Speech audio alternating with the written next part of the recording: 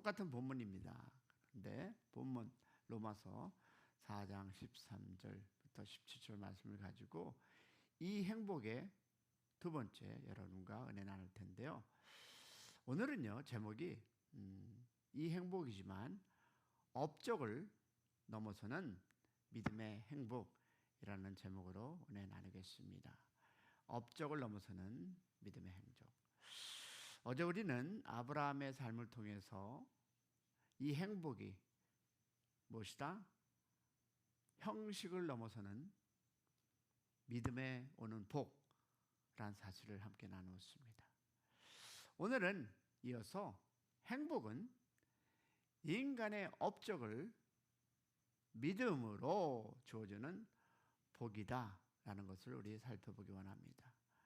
자, 우리는요, 모두 우리의 마음속은 깊은 곳에는 인정받고 싶어하는 본능이 있습니다.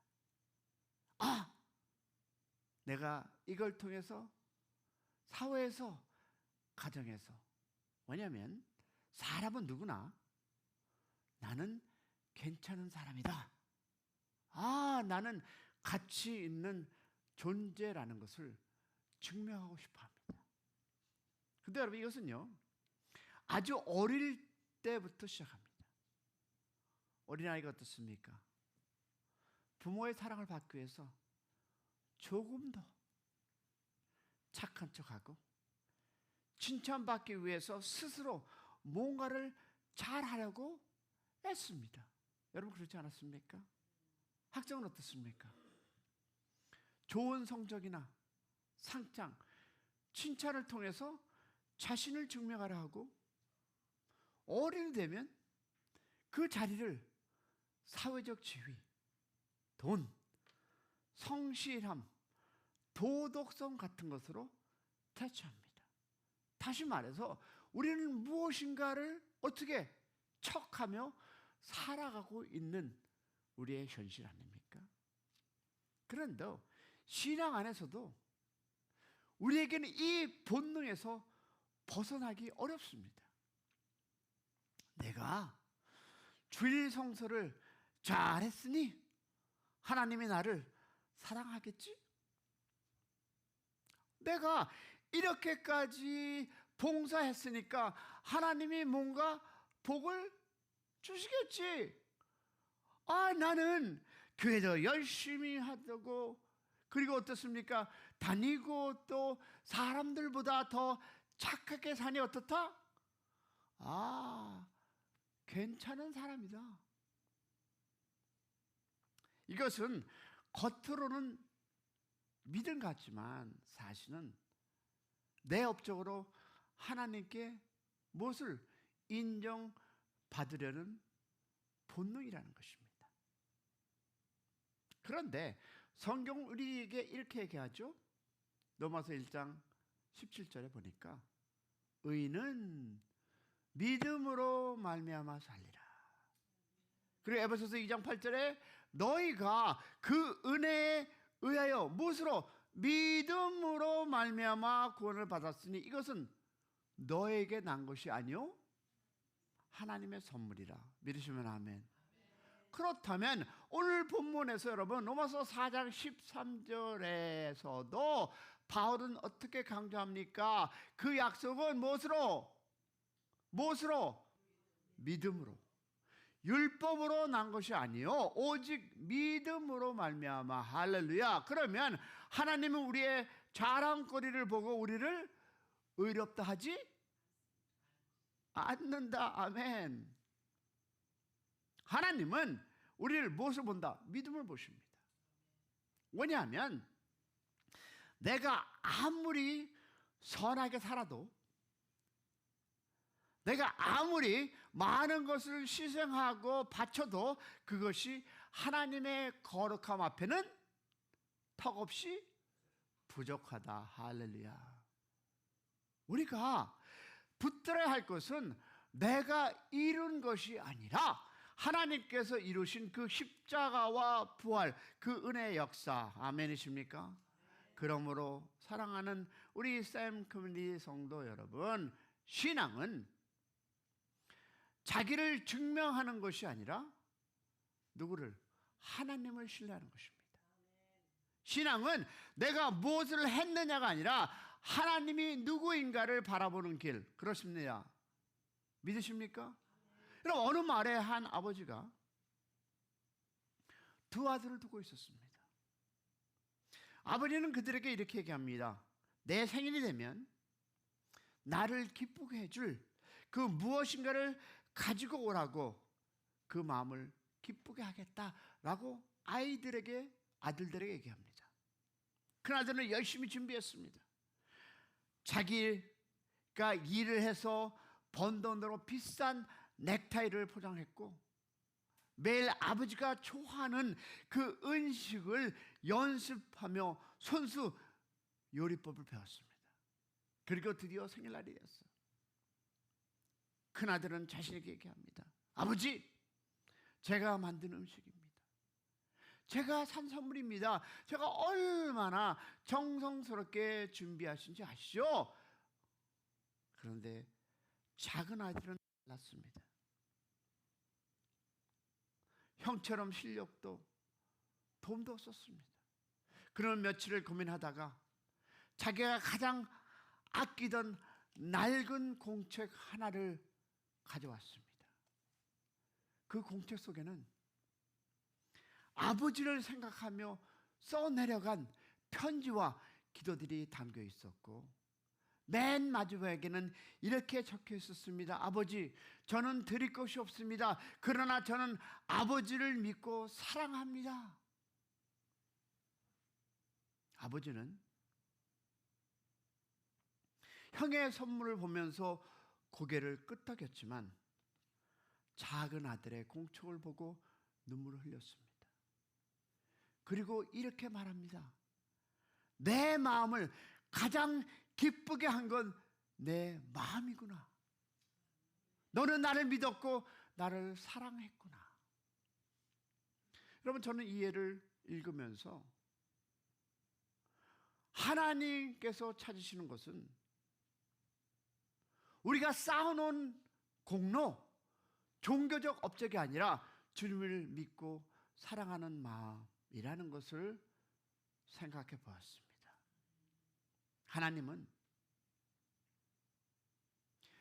본인의 생일에 값진 행위가 아니라 우리의 믿음과 순전한 신뢰를 원하심을 믿는 새벽 되기를 소망합니다. 아브라함도 그렇게 하나님을 믿었기에 그 믿음이 그에게 의로 여겨졌다라고 하나님은 얘기하고 있습니다. 그러면 첫 번째 무엇일까요? 약속은 업적이 아니라 믿음으로 주어졌다라고 13절은 우리에게 가르쳐주고 있습니다. 우리 13절 같이 볼까요? 아브라함이나 그 후손에게 세상의 상속자가 되리라고 하신 약속은 율법으로 말미암은 것이 아니요 오직 what? 믿음으로 의로 말미암은 것이다. 하나님은 아브라함에게 너는 땅의 모든 족속의 복의 근원이 될 것이라고 약속했습니다. 그 약속은 여러분 율법이 있기 전입니다. 너는 땅의 모든 족속의 복의 근원이 될 것이라. 이 약속은 여러분 율법이 있기 전, 곧 아브라함이 무엇을 잘해서가 아니라 하나님을 믿었기 때문에 주어진 것입니다. 아멘이십니까? 그것이 바로 여러분 복음의 핵심입니다. 예수 믿으면 이거 해야 돼. 우리 새신자들에게 얘기하죠. 여러분, 믿음은 행위가 아닙니다.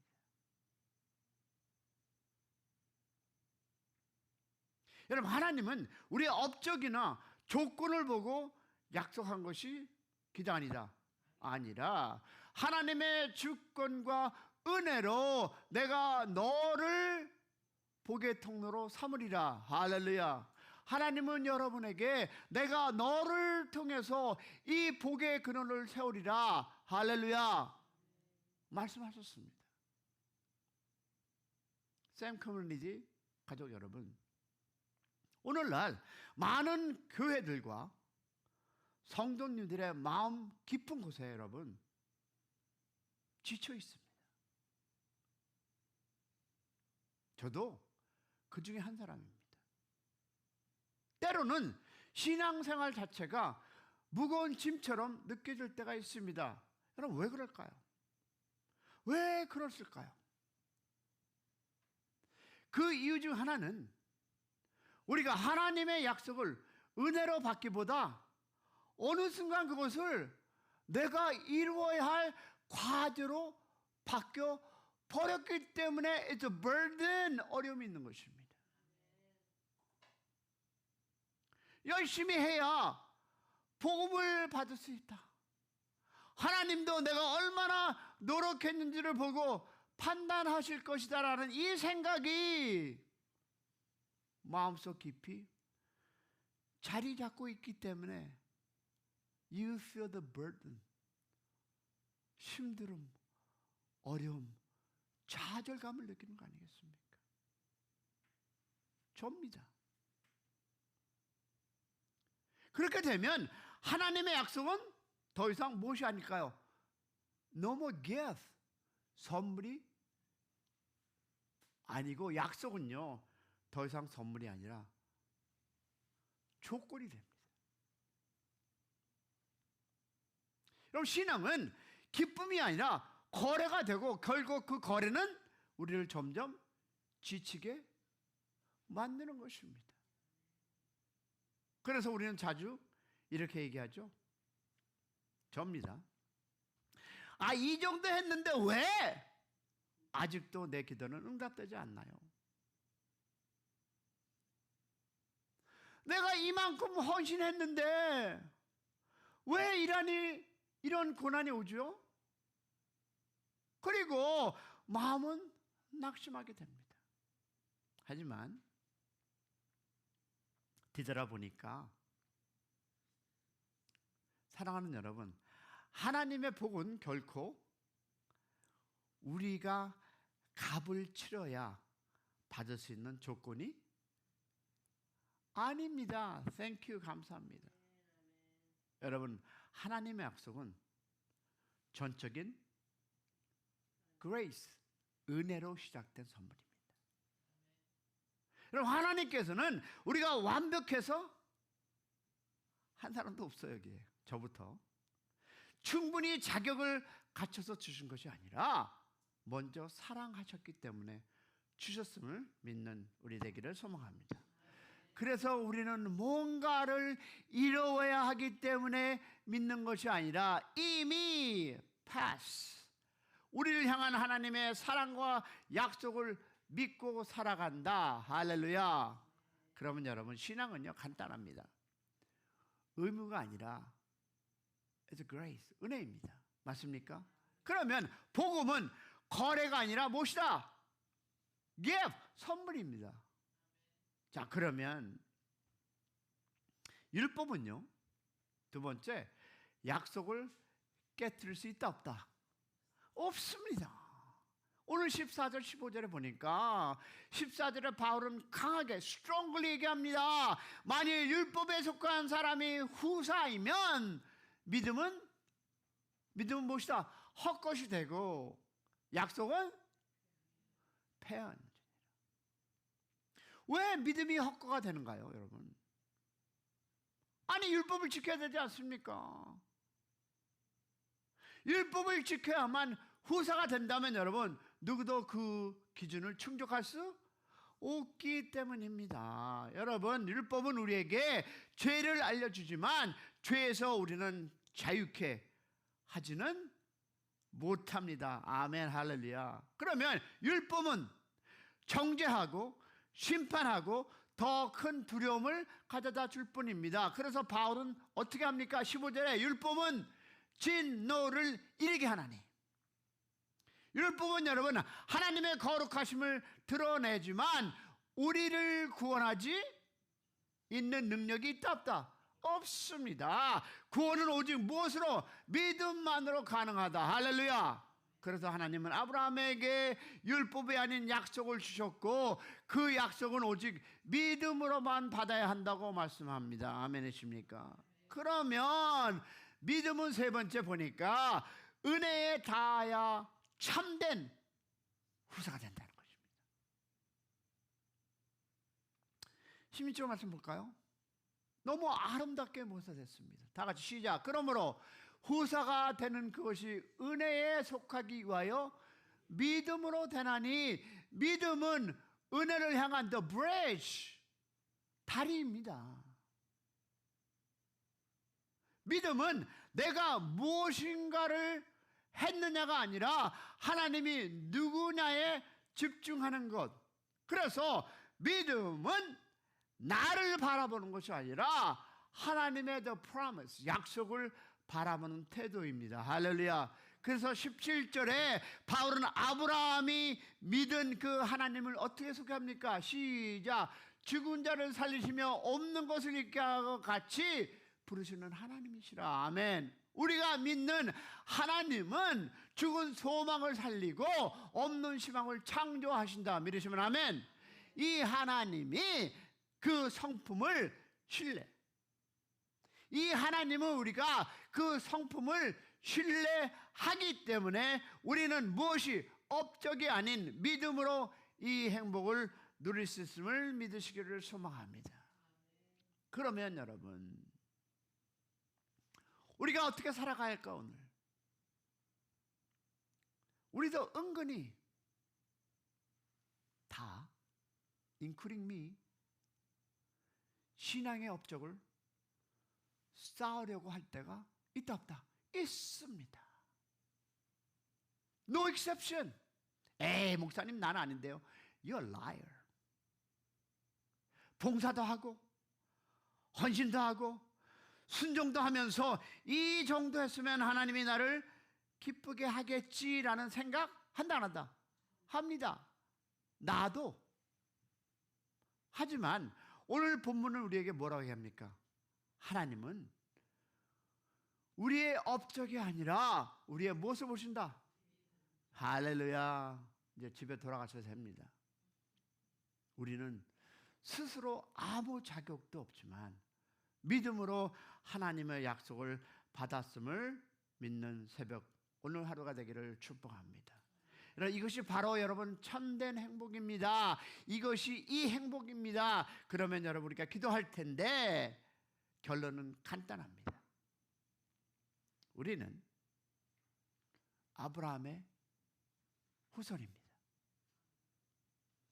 믿음으로 약속을 상속받은 후사입니다. 그러면 우리의 신분은 이미 하나님 앞에 바뀌어졌다 안 바뀌어졌다? 바뀌었습니다. 세상의 기준으로 자격으로 따질 필요가 있다 없다? 없습니다. 오늘 이 행복은 하나님이 주신 것을 믿고 내일 삼탄으로 돌아가겠습니다. 오늘 하루도 내가 한 일이 아닌 하나님이 하신 일들을 붙잡고 감사와 믿음으로 여러분의 하루가 되시기를 주님의 이름으로 축원합니다.